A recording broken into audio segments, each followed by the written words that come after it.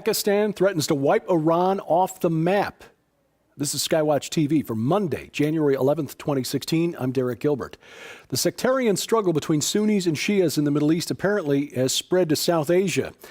Pakistani General Raheel Sharif made what is a pretty transparent nuclear threat against Iran if any harm comes to Saudi Arabia. General Sharif made those comments during a visit to Pakistan by the Saudi Deputy Crown Prince and Defense Minister Mohammed bin Sultan. The war of words between Iran and Saudi Arabia escalated over the weekend, the rivals accusing each other of threatening regional security. Things really heated up last weekend after the Saudis executed Shia cleric Sheikh Nemr al-Nimr and 46 other men on terrorism-related charges. Protesters in Iran then stormed the Saudi embassy and set it on fire.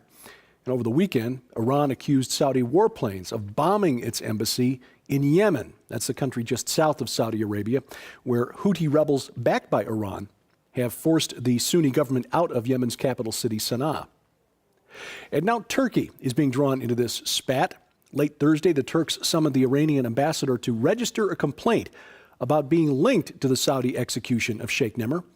The Turkish government has been trying to stay out of this fight so far, pointing out publicly that there is no death penalty in Turkey, a veiled criticism of Saudi Arabia.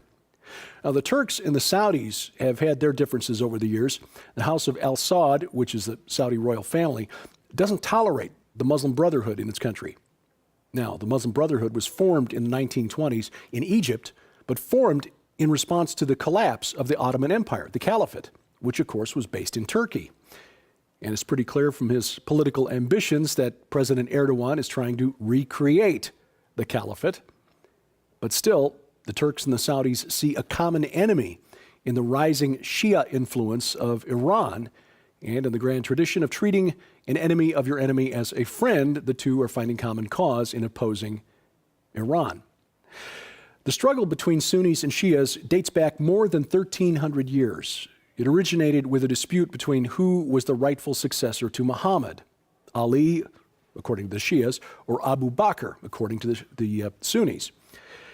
This map on your screen now may explain some of the more recent and less religious reasons for the conflict.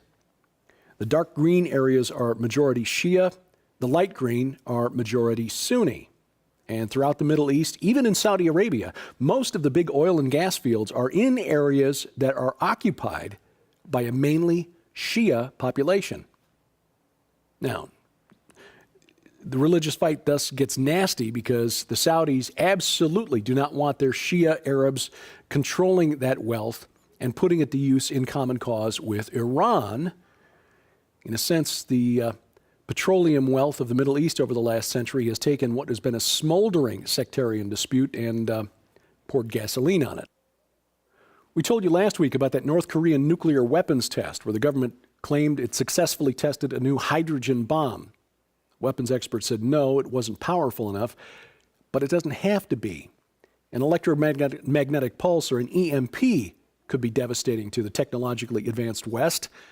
And one weapons expert said that's exactly the kind of weapon that the North Koreans tested. Peter Pry, a former analyst for the CIA, said that an EMP, like the one blown up in North Korea, could knock out critical infrastructure, communications, the power grid, banking, unprotected electronics, and everything from your washing machine to your smartphone, basically fried during an EMP, which would affect our ability to buy, sell, travel, to move food from distribution centers or the farm to stores. And here in the United States, where it seems like every retail chain operates on just-in-time deliveries, if the transportation system is disrupted for more than 3 or 4 days, shelves go bare and people get desperate. Also consider the fact that we might not be able to refrigerate goods, although that wouldn't be a problem outdoors at the moment here in the Ozarks, but also medicines that require refrigeration, like insulin, would go bad in a very short order. So, in other words, a bomb doesn't need to blow up a lot of people in order to kill a lot of people, which is likely why the U.S. Air Force flew a B-52 over South Korea on Sunday, sending a pretty clear message to North Korea. The head of U.S. Pacific Command, Admiral Harry Harris, said this was a demonstration of America's ironclad commitment to its allies in South Korea and Japan, and, of course, commitment to defending America.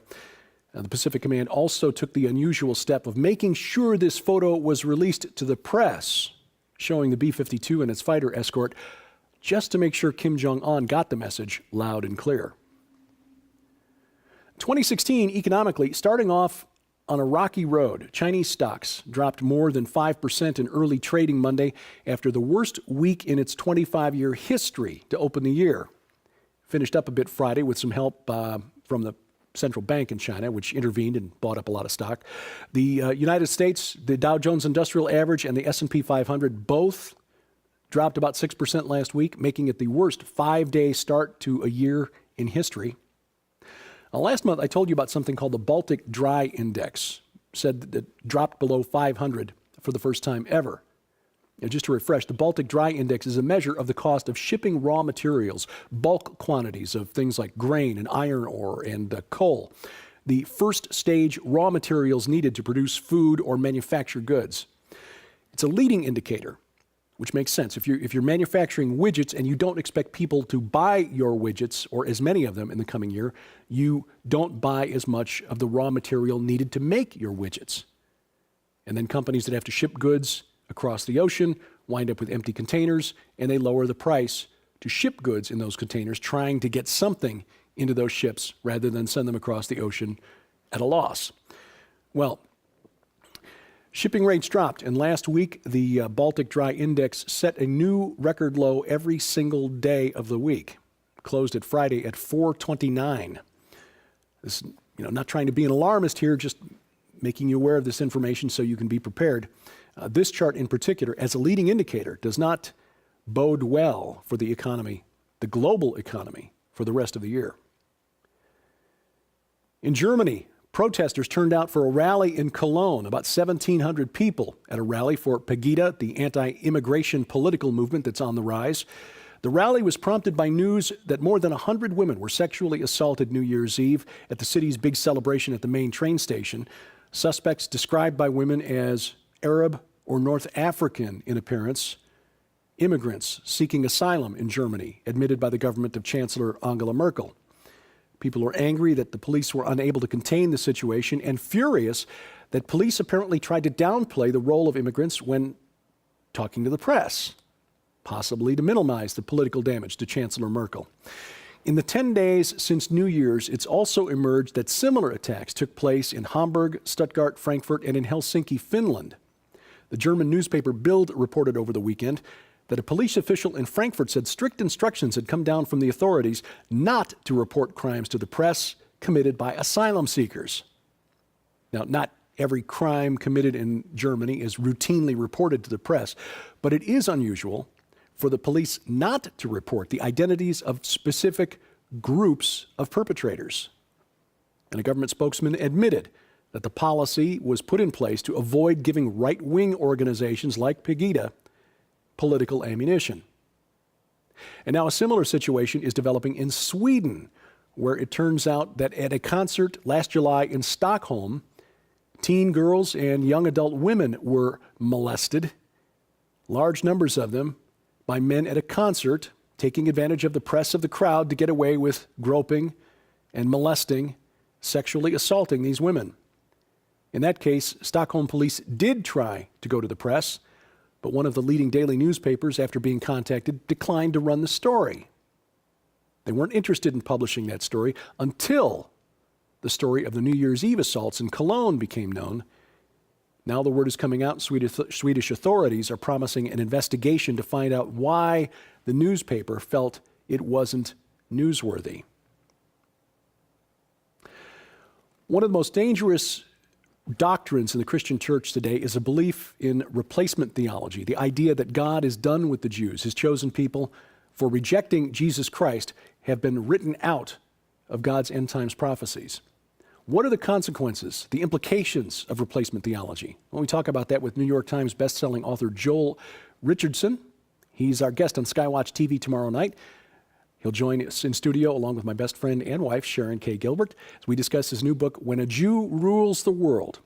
SkyWatch TV airs on the Christian Television Network Tuesday night at 9:30 p.m. Eastern Time. That's UTC -5 On satellite TV, the Christian Television Network airs on DirecTV, Channel 376, Dish Network, Channel 267, and the Glory Star Satellite, Channel 117. You can also watch it on the internet at ctnonline.com.